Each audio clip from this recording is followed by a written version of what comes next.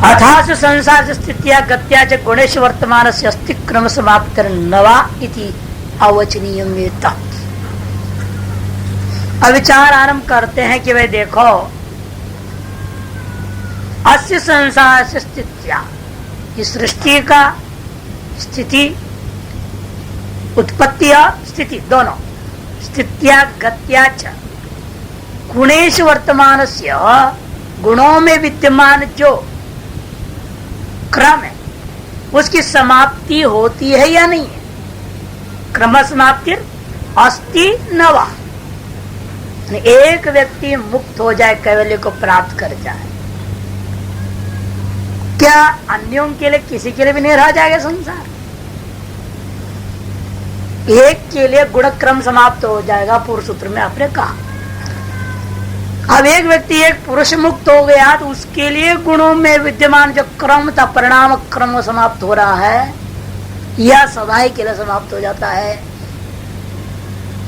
कहते इसका हम जवाब नहीं दे सकते, इसका कोई जवाब नहीं। तो जिसके लिए दिखाई दे रहा है उसके लिए संसार रहेगा, जिसके लिए नहीं है तो नहीं है। एक का मुक्त होने पर सभी मुक्त होते कि नहीं, ये प्रश्न तो भी पूछ ही नहीं रहे। यदि एक जीववाद है तब तो होगा ना, एक जीव मुक्त हो सब मुक्त हो गए, फिर संसार रहेगा कि नहीं रहेगा, ये प्रश्न का जवाब दिया जा सकता था। लेकिन जब हमारे अनंत पुरुषवाद है तो प्रश्न का जवाब नहीं दे सकते। जिसके लिए जो मुक्त हो गया उसके लिए भले संसार की स्थिति गति नहीं है, लेकिन जो मुक्त नहीं हुए पुरुष है उनके संसार की स्थिति गति रहेगी। इसलिए कहते हैं आवचनीयम ये तब, इसका कोई ठोस जवाब सीधा सीधा विभाग पूर्वक कथन स्पष्ट नहीं हो सकता। पूर्व पक्ष का कथन क्यों नहीं दे सकते हो जवाब? कह दो ना सीधा, नहीं होता संसार है, यह सबके लिए होता है, मुक्ति के लिए भी रहेगा, समस्या है ना। सबके लिए है कहोगे, मुक्त के लिए भी रहेगा, और किसी के लिए नहीं है तो मुक्त के लिए भी नहीं है, तो फिर किसी के लिए भी नहीं है। विदस पास जो फंसाने के लिए कह रहा हो, इसलिए अपना हम लोगों का जवाब देना, जिसके लिए दिखाई दे रहा है उसके लिए है, जिसको नहीं दिखाई दे रहा है उसके लिए नहीं है। लेकिन इसमें अनिश्चित है ना ये व्यवस्था, ये व्यवस्था निश्चित नहीं है। ये जवाब जो है सुव्यवस्थित अव्यभिचारी जवाब नहीं है, और अव्यभिचारी जवाब दे भी नहीं सकता कोई। इसलिए कहते हैं, पूर्व पक्षी कहता है लेकिन ऐसे भी तो प्रश्न होते हैं जिनकी एकांतेन जवाब दिया जा सकता है, अव्यभिचारी जवाब दी जा सकती है। कहते अस्ति प्रश्न एकांत वचनीय, जैसा कोई पूछा सर्वो जातो मरिष्यति, जो कोई भी मर जाता है वो सबका जो है, जो जन्म लेता है वो सब मरते हैं कि नहीं मरते हैं? आप झट हाँ सब मरते हैं बोल देते। एकांत ने जवाब है या नहीं? जातस्य ध्रुव मृत्यु मृत ध्रुवम जन्म मृत से, ये जो आपने व्यवस्था दिया है तो जातस्य ध्रुव मृत्यु मृत मान रहे योगी, ध्रुवम जन्म मृत से को नहीं मानते। इसलिए कहते देखो कि सर्वो जातो मरिष्यति ओम भो इति अव्यभिचारी जवाब है, हाँ भाई जो जो जन्मता है वो जरूर मरता है। इसके तो हम जवाब ठोस दे सकते, परिपक्वता पूर्वक, बिल्कुल कोई डर नहीं, कोई संशय नहीं, खुलकर कहा जा सकता है जो जो जन्म लेता है वो मरता है। अध सर्व मृत्वा जनिषति, अरे इसका जवाब दे दो ना।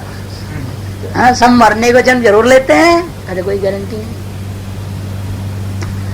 विभज्य वचनीय में या विभाग पूर्वक में जवाब देनी पड़ी कि मरने के बाद सभी का जन्म होगा, तो फिर ब्रह्मज्ञानी का शरीर जब मरेगा तो उसका भी जन्म माननी पड़ जाएगी अवश्यंभावी।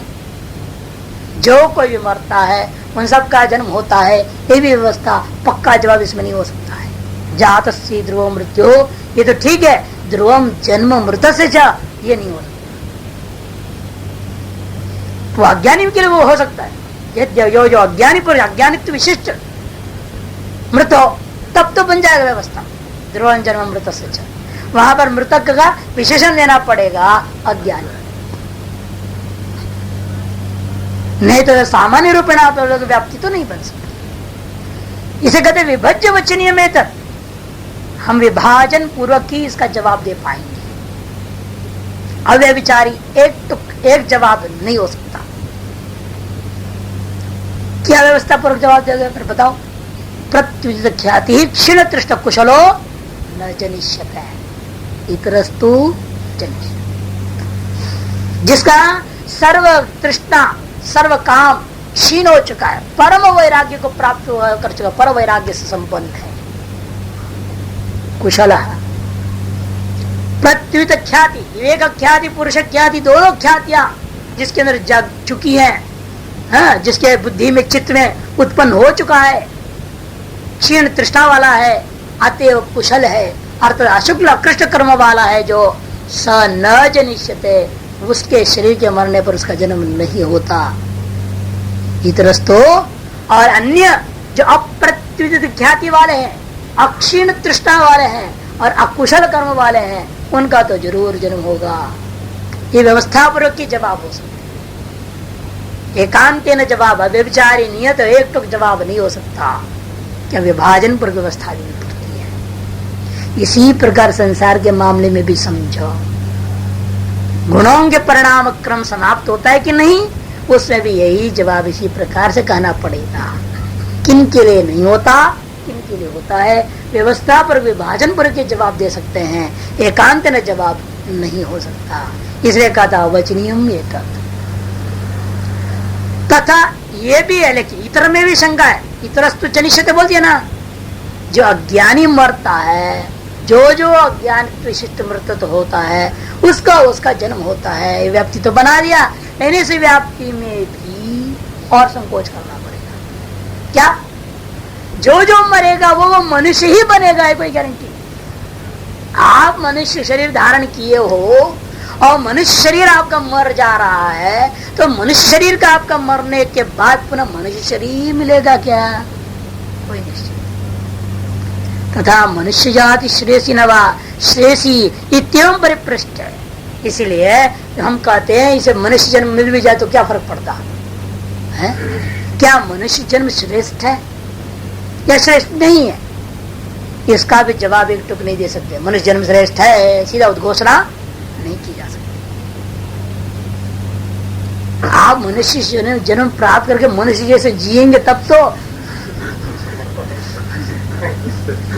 मनुष्य जन्म प्राप्त करके मनुष्य जैसे जीना पड़ेगा, मनुष्यत्व वाला होना पड़ेगा, मुमुक्षुत्व वाला होना पड़ेगा, महापुरुष संश्रयी होना पड़ेगा। मनुष्य जन्म का लक्ष्य तो ब्रह्म विद्या प्राप्त करने के लिए प्रयास करना होगा, जो वह मनुष्य जन्म ही श्रेष्ठ है, अन्यथा नहीं। इसे विभाग पर जवाब देना पड़ा कि नहीं? इसलिए कहते मनुष्य जाति श्रेयसी नवा श्रेयसी इत्यम परिपृष्ट है। ये भज्य वचनीय प्रश्न, यह प्रश्न भी विभाजन पूर्वक के जवाब देने लायक है। अब विचारी एक टुक जवाब नहीं हो सकता इसका। क्या व्यवस्था है? पशुन उद्देश्य श्रेयसी देवान ऋषि अधिकृत्य नहीं। पशुओं की अपेक्षा से विचार करके देखा जाए तो मनुष्य जन्म को हम कहेंगे श्रेष्ठ है, लेकिन देवताओं की दृष्टिकोण से, ऋषियों का दृष्टिकोण से, जो ब्रह्म ज्ञान में लगा हुआ है, उनकी अपेक्षा से जो पशुवत भोग में लगा हुआ जो मनुष्य शरीर हो श्रेष्ठ नहीं है, इसे न श्रेयस। लेकिन ये जो प्रश्न आपने शुरू किया था आज का, जो शुरुआत संसार कि परिणाम क्रम, गुणों के परिणाम क्रम समाप्त होता या नहीं होता, उस विषय में लौट रहे हैं। अयं तो अवचनीय प्रश्न संसारो अयम अंतवान अथ अनंत इति। इसलिए संसार भी जो है अंतवान है या अनंत है। आध गुण परिणाम क्रम की समाप्ति होती है मैंने अंतवान, अंतवान नहीं अनंत का मतलब गुण परिणाम समाप्त नहीं होता, धारा चलती रहेगी। क्या है कहते उसमें अविभजनीय अवचनीय वो प्रश्न। इस प्रश्न का वास्तव को जवाब दे नहीं सकते, अर्थात नहीं दे सकते मतलब विभाग पूर्वक ही कथन करनी चाहिए। क्या है विभाग पूर्वक कथन?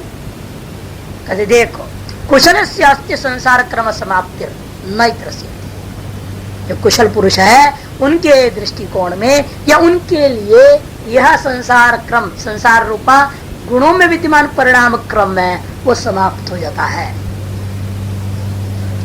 और जो दूसरे हैं अकुशल है उनके लिए तो गुणों का यह परिणाम क्रमात्मक संसार बना रहेगा और अनंत काल तक बना रहेगा। जब तक उसका मुक्ति ना होगा तब तक उसके लिए बना रहेगा। गुणों का होना दोष नहीं है, गुणों में परिणाम क्रम होना ही सब बड़ी समस्या है।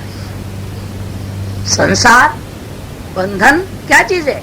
गुणों में जो परिणाम क्रम, गुणों में जो सत्वरजतम गुण में चित्त पैदा हुआ, अहंकार पैदा हो गया, भूतों की पैदा हुई, भौतिक तत्व का पैदा हुआ, ये जो परिणाम क्रम है संसार जो हो रखा है, यही बंधन का कारण है।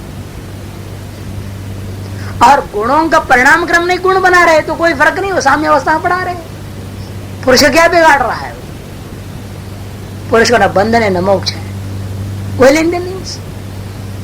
लेकिन गुणों के जब परिणाम क्रम उत्पन्न हुआ, सबसे पहले जैसा चित्त पैदा हो गया तुरंत उसका प्रतिबिंब उसमें पड़ेगा। और सूर्य के किरण आ रहे हैं, आप इस दर्पण को नहीं पकड़े तो क्या फर्क पड़ना है? किरण आप ला रहे, लेकिन जहां दर्पण आ गया तुरंत उसका प्रतिफलन हुआ। उपाधि का उपस्थित होते ही प्रतिबिंब का पड़ना निश्चित है, और उपाधि रूपा क्रम नहीं है तो मोक्ष। उपाधि रूपा परिणाम क्रम जो गुणों में हुआ है, यही हम लोगों के बंधन का कारण हुआ। और वह परिणाम क्रम समाप्त हुआ और गुण बना रहे, गुणों में प्रतिबिंब नहीं पड़ता। केवल गुणों में सत्वस्तमात्मक जो सामान्य साम्य अवस्था पर गुण है, केवल प्रकृति है, उसमें प्रतिबिंब नहीं पड़ता। प्रतिबिंब जो परिणाम क्रम है, प्रथम परिणाम क्रम कौन सा है? चित्त, बुद्धि तत्व, महत तत्व जिसको कहते हैं, बस उसी में प्रतिबिंब पड़ता है। इसे संसार का तात्पर्य है परिणाम क्रम। ये मत सोचे गुण भी मिट जाएंगे, गुण नहीं मिटते, उनके अनित्य पहले सिद्ध कर चुका है ना, अभी नित्य होते हैं वो। इसे कहते कि देखो कुशलस्य अस्ति संसार क्रम समाप्ति न इतरस्य अन्यत्र अवधारणे आदोष। इनमें से किसी भी एक पक्ष को आप अवधारण कर भी लोगे ना, तो दृष्टिकोण के आधार पर उस पक्ष को लेना चाहेंगे तो कोई आपत्ति नहीं, इस पक्ष को लेना चाहे तो भी आपत्ति नहीं। कुशल का दृष्टिकोण में संसार की समाप्ति हो जाती है, अकुशल का दृष्टिकोण में संसार क्रम का असमाप्ति बना रहता है। किसी भी पक्ष को आप स्वीकार करो जवाब के रूप में तो हमें कोई आपत्ति नहीं है। तस्मात् व्याकरण ये वयम प्रश्न, इसलिए विभाजन पूर्वक की जवाब देने लायक के प्रश्न है। इसलिए जो लोग संसार को नित्य मानते हैं वह भी इनके हिसाब से सही बन गया, और जो संसार को अनित्य मानते हैं उनके हिसाब से भी सही हो गया, है ना। कुशल कर्मियों के दृष्टिकोण से संसार नित्य है, अकुशल कर्मियों के दृष्टिकोण से संसार नित्य। अनादिर भगवान कालो नान्तो अस्य द्विज विद्यते अविच्छिन्नास्ततस्ते त्वेते सर्गस्थित्यंत संयमा। अनादिर भगवान कालो, ये जो भगवान काल रूपा भगवान है, ये अनादि है और अनंत काल तक बना रहते। काल बना ही रहेगा सदा सदा, जब तक यह ज्ञान बना रहेगा तब तक काल भी बना है। नान्तस्य हे द्विजा नान्तस्य विद्यते, इसका कोई अंत नहीं है। अविच्छिन्न ततस्त्वेते, क्यों? क्योंकि इन लोगों ने क्या किया है, अज्ञानियों ने अपने आप अपना स्वरूप होता जो पुरुष है उसको चित्त के साथ अविच्छिन्न बना करके बैठे हुए हैं, संबद्ध बना करके रखे, उसका विच्छेद नहीं किया। अविच्छिन्न मतलब अविच्छिन्न है, विच्छेद नहीं है, संयोग बनाओ। इसीलिए एते सर्ग स्थित्यंता संयमा, इसलिए सर्ग का स्थिति अंत सारी चीजें उन लोगों के लिए बना रहेगा सदा। अनादि और अनंत हो गया काल रूपा यह परिणाम क्रम उन लोगों के लिए जो लोग अपने आप को चित्त के साथ अनादि काल में किसी अज्ञान वशात हुई संयोग को वियोग करने में सक्षम नहीं हुए हैं, और जो योग आदि का अभ्यास करते हुए उसे विच्छिन्न कर लिया, दृश्य संयोग का भेदन कर दिया, पुरुष और सत्व की अन्यता ख्याति कर लिया है, विवेक ख्याति निष्पन्न होकर पुरुष ख्याति तक पहुंच चुका है, उनके लिए तो ये काल भी नहीं है, ये संसार का परिणाम क्रम भी नहीं रहेगा, कुछ भी नहीं रहेगा। इसे संसार अनंत है या अंतवान है, इस प्रश्न के जवाब तो विभाग पूर्वक ही देना पड़ता है। से बहुत सारे ऐसे प्रश्न है संसार व्यवहार में विचार करने पर कि जिनका जवाब आप नियत नहीं दे सकते हैं, किंतु विभाग पूर्वक ही देना पड़ता है। यथा तथा इस अध्यात्मवाद में भी ये नियम है, हर एक बात का, हर एक प्रश्न का जवाब अव्यभिचारी नियत नहीं हो सकता, विभाग पूर्वक ही, व्यवस्था पूर्वक ही जवाब देना पड़ता है। अतएव ही विद्वत्सु मुच्यमानेषु सर्वदा ब्रह्मांड जीवलोकानाम अनंतता शून्यता। अब अज्ञानी की दृष्टि से है ना, जिसने विच्छिन्न हो गया उसकी तो बात अलग हो गई, लेकिन जिसके अविच्छिन्न वाला है, अतएव ही विद्वत्सु मुच्यमानेषु, लाखों करोड़ों विद्वान भी मुक्त हो जाए तो भी सर्वदा इस ब्रह्मांड, जीव और लोकांच अनंतत्वात् अशून्यता, संसार ही नहीं रहेगा, ये बात को डरने की जरूरत नहीं है। ये मत सोचिएगा सब लोग ब्रह्मज्ञानी होकर मुक्त हो जाएंगे तो मैं कहाँ जाऊंगा, मेरे लिए भी संसार नहीं रहेगा, ऐसे डरने की जरूरत नहीं है। जिसको परमानेंट संसार में रहना है उनके लिए परमानेंट संसार रहेगा, कोई आपत्ति। जिसको मुक्त होना है उसको भी दुखी होने की जरूरत नहीं है, वो दुखी क्यों होएगा, मुक्त होना ही चाह रहा है, उसको संसार की जरूरत नहीं, इसलिए उसके भी डर नहीं है। उसको भी संसार सदा बना रहे तो मैं कैसे मुक्त होऊंगा, ऐसे उसे भी डरने की जरूरत नहीं है। असम मुक्त हो जाए तो मेरे लिए संसार नहीं रहेगा, वो संसारी को भी भय करने की जरूरत नहीं है। क्यों? असंख्या इंटू असंख्या, असंख्या को असंख्य से गुणा कर तो कितना बचेगा, असंख्य ही बचेगा। असंख्य को असंख्य से गुणा कर दीजिए, कितने हैं आबादी, मैंने असंख्य है ना, कितने मर रहे हैं, असंख्य मर रहे हैं, कितने जन्म ले रहे हैं, असंख्य जन्म ले रहे हैं, फिर संसार क्या रहेगा, असंख्य ही रहेगा, गड़बड़ी कहां होनी है। एक न एक रूप में इस विश्व की जनसंख्या सदा समान रहता है, न बढ़ता है न घटता है। आप जो बोल रहे हैं मनुष्य की संख्या बढ़ गई, आप ये नहीं देख रहे हैं सिंह बाघ की संख्या घट रही, बहुत सारे पशु ही समय लोप हो चुके हैं ना, उन सब पशुओं ने बड़ा पुण्य किया था, उसे मनुष्य बन गए हैं, इसे मनुष्य जनसंख्या बढ़ गया। आते मनुष्य में आजकल क्या हो गया, चोर डकायत बेईमान ज्यादा हो गए, पशुवृत्ति वाले ज्यादा हो गए, और सब पशु मनुष्य बन रहे हैं पुण्यवशा। और जब नंबर लगे फिर मनुष्य दोबारा पशु बन जाएंगे तो उनकी संख्या बढ़ेगी, मनुष्य संख्या घटेगा। कोई न कोई लहर आएगा ना, लहरा के लेगा ना सबको समुद्र में, सबको मछली बना दिया, वापस बन गए, सब वो पहुंच गए वहीं पे जहां से आए थे। तो यही होता है कि इसकी जो है इसीलिए न्यूनता अधिकता का प्रसंग नहीं है, ये तो समान ही रहता है, उतनी की उतनी ही रहेंगे, बस उसके आकार विकार विशेष बदलते रहता है। तो उसके अगर आपको लगता है ये संख्या बढ़ गया वो घट गया, लेकिन वास्तव में असंख्यत्वम इसका संख्या है, इसकी संख्या क्या है, असंख्य है, अनंत है, इसलिए कोई अंत हो नहीं सकता इसका। इसे किसी को भी घबराने की जरूरत नहीं है, मुक्ति चाहता है उसको डरने की जरूरत नहीं, हमेशा संसार रहेगा तो मेरी मुक्ति कैसे होगी ये चिंता करने की जरूरत नहीं। वो जैसे अपना दृढ़ संयोग को तोड़ देता है, विवेक ख्याति पुरुष ख्याति कर लेता है, तो आप उसके लिए संसार खत्म हो जाता है। और जो संसारी है उसे डरने की जरूरत नहीं, वो मुक्त हो जाए तो मेरा क्या होगा, उसके मुक्त होने से संसार खत्म हो जाएगा, नहीं उसके मुक्त होने से उसके लिए बोले खत्म हो रहा है, तुम्हारे लिए तो नहीं होगा, इसे तुम्हें भी डरने की जरूरत नहीं। किसी का गद्दी न छीनी जाएगी किसी मुक्त होने से, और किसी संसारी का बने रहने से किसी मुक्त को जो गद्दी से मरा नहीं जाएगा जबरदस्ती। दोनों को यहाँ पर सहारा दे दिया कि वे चिंता मत करो, गुणाधिकार क्रम समाप्त हो कैवल्यम इत्युक्तम। इसलिए जिनके लिए गुणों का अधिकार, गुणाधिकार क्या है, जाति और भोग प्रदान करना गुणाधिकार है, वह जिस पुरुष के प्रति गुणाधिकार के क्रम की समाप्ति हो जाती है उसे वो कैवल्य बोलता है, बात कहा गया। लेकिन उस कैवल्य का स्वरूप क्या है, किम तत् कैवल्य स्वरूपम इति अवधार्यते, उस कैवल्य का वास्तविक स्वरूप क्या है, उसको दो लक्षणों से कथन करना चाहिए। सबसे पहला लक्षण कहते पुरुषार्थ शून्यानां गुणानां प्रतिप्रसव कैवल्यम, इसी सूत्र में दूसरा लक्षण भी है, स्वरूप प्रतिष्ठा व चिति शक्ति रीति। चिति शक्ति का स्वरूप प्रतिष्ठित होने का नाम कैवल्य है, अथवा पुरुषार्थ शून्य होने के नाते गुणों का प्रति प्रसव हो जाने का नाम कैवल्य। दो लक्षण कर दिया।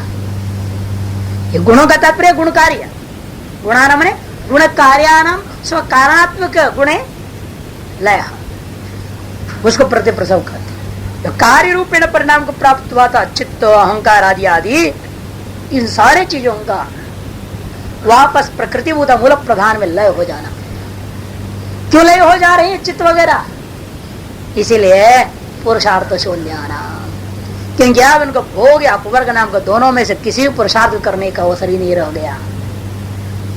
भोग देते देते थक चुके थे, अंत में अपवर्ग दे ही चुके हैं, अब दोनों में से कोई रह नहीं गया। आज वो गुण क्या करेंगे, चित्त वर्ग क्या करेंगे? या गुण से तात्पर्य कार्यभूत गुण, वो कारणभूत गुण में विलय हो जाएंगे। इसी का नाम कैवल्य है। अर्थात उस अवस्था में होता क्या है, और आगे और स्पष्ट कर दे लक्षण। ये जो चित्त शक्ति थी, चित्त नहीं चित्त शक्ति, पुरुष का स्वरूप चैतन्यात्मक था, वह अपने स्वरूप में प्रतिष्ठित हो गया। जो उपाधि वशात परिच्छिन्नता को प्राप्त हुआ था, वह अपने ही वापस उपहित स्वरूप में लौट गया। जैसे जल था घड़े में, उसके सूर्य का प्रतिबिंब उसे पड़ा हुआ था, और अब जल और घड़ा दोनों को फोड़ के खत्म कर दिया, तो कहा गया वो प्रतिबिंबात्मक सूर्य। अब वो कहना पड़ेगा अपना कारण जो था, मूल स्वरूप था, उसी बिंब स्वरूप में ही वो विलय हो गया। तद्वत यहाँ पर भी है। कृत भोगापवर्गाणाम पुरुषार्थ शून्यानाम प्रधान प्रतिप्रसव कार्य कारणात्मनां गुणानां तत् कैवल्यम। कार्य कारण भावेन जो देख रहे थे चित्त अहंकार आदि समस्त जगत को, वह कृत भोगापवर्गाणाम, उन्होंने भोग जितनी देनी थी दे दी है, और जितना अपवर्ग के संबंधी कार्य करना तो भी कर दिया है। कृत भोग कृत अपवर्ग, ऐसा जो पुरुषार्थ से शून्य हो गया और कोई पुरुषार्थ रहा नहीं करने के लिए। ऐसे पुरुषार्थ रहित यह प्रधान में जो कार्य कारणात्मनां गुणानां प्रतिसव, कार्य कारण भाव से जो संसार में अनुभव में आता रहा है, अभी तक के चित्त सकल गुणों का वापस प्रधान में प्रलय हो जाना, प्रतिप्रसव हो जाना, उसी का नाम तत् कैवल्यम। स्वरूप प्रतिष्ठा पुनर्बुद्धि सत्व अनभिसंबंधा, बुद्धि रूपी सत्व के साथ संबंध न रह जाने से अब पुरुष क्या हो गया, अपना स्वरूप में प्रतिष्ठित हो गया। जैसे सूर्य का उपाय घटावच्छिन्न जल का संबंध का अभाव हो जाने से, उपाध्यात्मक घटावच्छिन्न जो जल था उसमें संबंध का अभाव हो जाने से वह सूर्य क्या हो गया, स्वरूप प्रतिष्ठित हो गया। कह दिया जाएगा कि घटावच्छिन्न जो जल था वही प्रतिबिंब का कारण था, और घटावच्छिन्न जल के साथ संबंध हुआ तो प्रतिबिंब पड़ गया, वही परिच्छिन्नता आ गई। और अब वह घटावच्छिन्न जल उपाधि का लय हो जाने से वह सूर्य स्वस्वरूप में प्रतिष्ठित हो गया। व्यवहार होता है। तद्वत का पुनर्बुद्धि सत्व अनभिसंबंधात, इस बुद्धि सत्व के साथ दोबारा संबंध न होने से पुरुषस्य चिति शक्ति एव केवला, पुरुष का अपना जो चैतन्य रूपता है वही मात्र रह जाता है, उसी का नाम स्वरूप प्रतिष्ठा है। तस्या सदा तथैव अवस्थानम कैवल्यम, और एक बार स्वरूप स्थित होने के बाद में तार स्वरूप प्रतिष्ठा का सदा उसी प्रकार से बने रहने का नाम कैवल्य होता है। इस प्रकार इस पातंजल योग शास्त्र में सांख्य प्रवचनाख्य वैयासिक भाष्य का कैवल्य पाद भी पूर्णता को प्राप्त हो गया। योग सूत्र का विचार लगभग जो है 84 क्लासों में हुआ ना, 42 का मतलब 42 होना, लगभग 84 कक्षाओं में पूरा हो गया, और 84 योनि पार करने का एक महान अवसर अभी आपको मिल गया। क्योंकि अब इसका आप लोगों ने अभी तक जो सैद्धांतिक विचारों को सुना है, अब कौन कितना अपने जीवन में इसको प्रयोगात्मक रूपेण प्रयोग कर लेगा, वही इस 84 योनियों से पार कर जाएगा। इसलिए कहते कि देखो ये जो बात यहाँ पर कही गई है, जो केवल थ्योरी नहीं है, जो सिद्धांत दृष्टिकोण से यहाँ पर भले भाष्यकार ने कथन किया है, लेकिन इसका जो प्रयोगात्मक पक्ष है उसको भाष्यकार ने लगभग छुए भी नहीं, लगभग नहीं छुए, कहीं कहीं पर थोड़ा बहुत संकेत कर दिया है। इसे प्रयोगात्मक पक्षों को जानने के लिए आप अनेकों अन्य ग्रंथ बने, जैसे घेरंड संहिता है ना, बहुत विशाल ग्रंथ है। हठयोग प्रदीपिका है अष्टांग योग के लिए, क्योंकि आपने 4 प्रकार के योग देखा है। निरुद्ध अवस्था वालों के लिए अलग है, एकाग्र अवस्था वालों भूमि वालों के लिए अलग बताया। विक्षिप्त में भी जो है 2 प्रकार के, सामान्य रूप में विक्षिप्त, एक अत्यंत विक्षिप्त करके, और जो बिल्कुल मूढ़ों के लिए तो बस नाम ही नहीं लिया, उन लोगों के लिए कोई साधना वाला नहीं है। बस पशु जैसे जीते रहे और कुछ पुण्य पाप करते रहे थोड़ा बहुत अपने अकल से, तो उतने से उनका अगला जन्म उद्धार होएगा। वो योग के अधिकारी नहीं। योग के अधिकारी यहाँ पर शास्त्र में 4 ही प्रकार का बता दिया, उनमें भी 4 में से सर्वोत्कृष्ट उसको बताया जो कैवल्य अधिकारी का विचार हुआ था। तो इसलिए अपने आप को कौन सी अधिकारी आप हैं, ये आपको पहले तय कर लेना पड़ेगा। किस चीज का प्रयोग करने में आप योग्य हैं? अष्टांग योग के अधिकारी हैं आप, क्रिया योग के अधिकारी हैं आप, या संप्रज्ञात समाधि के अधिकारी हैं आप, या असंप्रज्ञात समाधि के अधिकारी?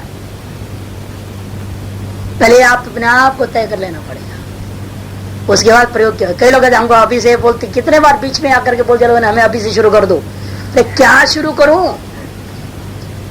आप किस लेवल के हो? हमारे पास तो कोई थर्मामीटर नहीं है भाई कि लगा दो और देख लो आप किस चीज के अधिकारी हैं। इसलिए आप स्वयं अपने आप का अनुसंधान करके देख लीजिए आप किसके अधिकारी हैं, फिर हमें बताइए, फिर हम भी जांच लेंगे, कुछ कुछ सिखा देंगे। आप जिसके अपने आप को अधिकारी मान रहे हो उस चीज को आपका थोड़ा सा ABCD बता देंगे, और उसमें आप कितने सकुशलता पूर्वक परिपक्वता को हासिल करेंगे, उसी के आधार पर आगे भी बढ़ाया जाएगा। नहीं तो आपको कहेंगे भैया आप जो है इस जिसको अपने आप समझ रहे हो मैं अमुक का योग्य हूँ, इन वास्तव में तुम उसके योग्य नहीं हो, 1 सीढ़ी और नीचे उतरो। कहना पड़ेगा, नीचे लानी पड़ेगी। और जो अपने आप को 4 में से किसने किसी का योग्य अधिकारी मान रहे सुनने के पश्चात, लेकिन वाक्य में 4 में से किसके भी अधिकारी भी नहीं हो सकते। जो यहाँ सुने हैं योग सूत्र के पाठ, इनमें से ऐसे भी लोग हो सकते हैं जो इन 4 प्रकार के योग में से किसी भी योग के अधिकारी, अभी केवल निष्काम कर्म के योग के अधिकारी हो सकते हैं, नवदा भक्ति मात्र के अधिकारी हो सकते हैं, या केवल लघु ही रटने के अधिकारी हो सकते हैं, कह नहीं सकते। इसलिए अपने आप निष्पक्ष भाव से, जैसे पाठ को पढ़ाते तो कई बार बीच में बिता चुका हूं, सबसे पहला बात आपको यदि वास्तव में प्रयोगात्मक योग में आना चाहते हैं और इस उपाधि के माध्यम से स्व उपाधि का उद्धार कर लेना चाहते हैं, कुछ उसमें हासिल करना चाहते हैं, तो एक डायरी मेंटेन करना पड़ेगा। आने वाली 3 महीना बाकी आपके पास, फरवरी, मार्च, अप्रैल, इन 3 महीनों का पूरा डायरी मेंटेन कीजिए और निष्पक्ष भाव से छल कपट करोगे तुम्हारे साथ ही नुकसान होगा, हमारा कुछ नहीं करता। कितना बजे उठे, कितना बजे सोए, दिन भर क्या क्या काम हुआ, तुम्हारी वृत्तियां कैसी थी, क्या खाए क्या पिए, उसका अगला दिन क्या असर हुआ, ये डायरी मेंटेन करना होगा। उस पर निर्णय लिया जाएगा कि भाई आपकी अपनी अवस्था क्या है। आपकी वृत्ति अत्यंत विक्षिप्त अवस्था के हैं, विक्षिप्त अवस्था के हैं, एकाग्र अवस्था के हैं, निरुद्ध के तो कोई है ही नहीं, तो बोलने की जरूरत नहीं। इन 3 में से किसी अवस्था के कुछ कुछ हो भी सकते हैं और बाकी सब तो और भी निचले के हैं, तो उनकी तो बात ही छोड़ दी। इसलिए अपने आप को इस आधार पर निर्णय करके फिर प्रयोगात्मक योग के लिए आगे बढ़ने के प्रयास करें।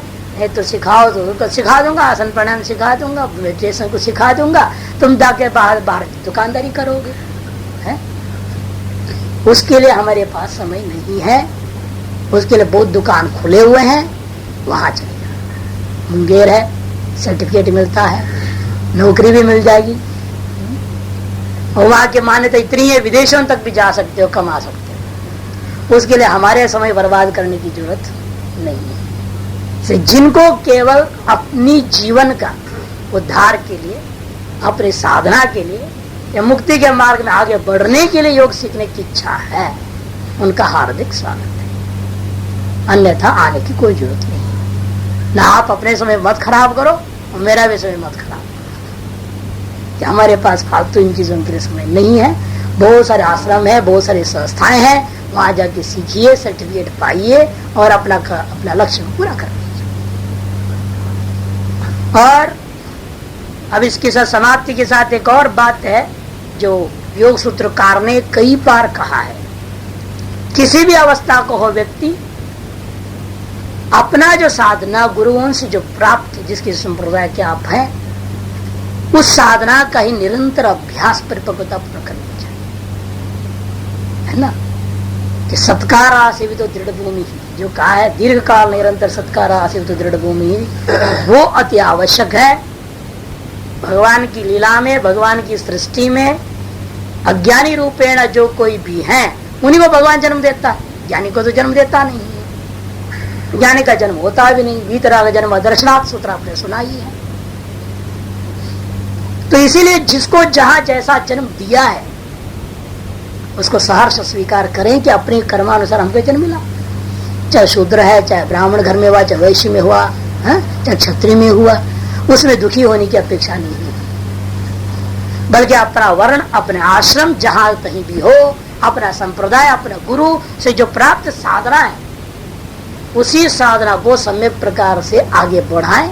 दीर्घ काल तक निरंतरता पूर्वक सत्कार पूर्वक आसेवित करोगे तो अवश्य अगली सीढ़ी की रास्ता स्वयं ही खुल जाएगा। इसलिए ये अनावश्यक जो है, आप अपना जो प्राप्त चीज को छोड़ करके छलांग मारने की चेष्टा न करें। ये बंदरों का काम होता है, एक पेड़ से दूसरे पेड़ में छलांग मारना। एक साधना से छोड़कर दूसरी साधना में छलांग मारने के लिए आप बंदर मत बनिए। आप मनुष्य हैं, मनुष्य बन के रहे, विवेक का इस्तेमाल कीजिए, प्राप्त साधना का सम्यक अनुष्ठान कीजिए, तब आप अगले रास्ता स्वयं दिखेगा। तब आप आगे आपको क्या सीखना है, कहाँ आपको सीखना है, भगवान स्वयं आपको फुटबॉल मार देगा। ये फुटबॉल होता है ना, किक होता है, वैसे आपको किक कर देंगे भगवान, ऐसे जगह फेंक देंगे जहाँ आपको अगले साधना सूत्र ही मिलना है। इसीलिए सुनना आपने बहुत अच्छी बात है। ये मत सोचो हम सबको योग ही सीखना है, हम सब योग मार्ग में ही चलेंगे, ऐसा नहीं होता है। सभी एक के अधिकारी नहीं होते, और एक के अधिकारी होते तो एक तरीके के होते है ना। एक ही गुरु से सब संबंध हो जाते, सब योगी गुरु ही से संबंध हो जाते, अलग अलग संप्रदाय में दीक्षित नहीं होते। हाँ, लेकिन ये कि लक्ष्य क्या है ये आपको अब मालूम हो चुका है। इस लक्ष्य के प्राप्ति के लिए आपको कैसे आगे बढ़ना है, यह सब आपको स्वयं सोच करके आगे बढ़ना है। ओम पूर्णमदः पूर्णमुदच्यते पूर्णस्य पूर्णमादाय पूर्णमेवावशिष्यते। ओम शांति शांति शांति।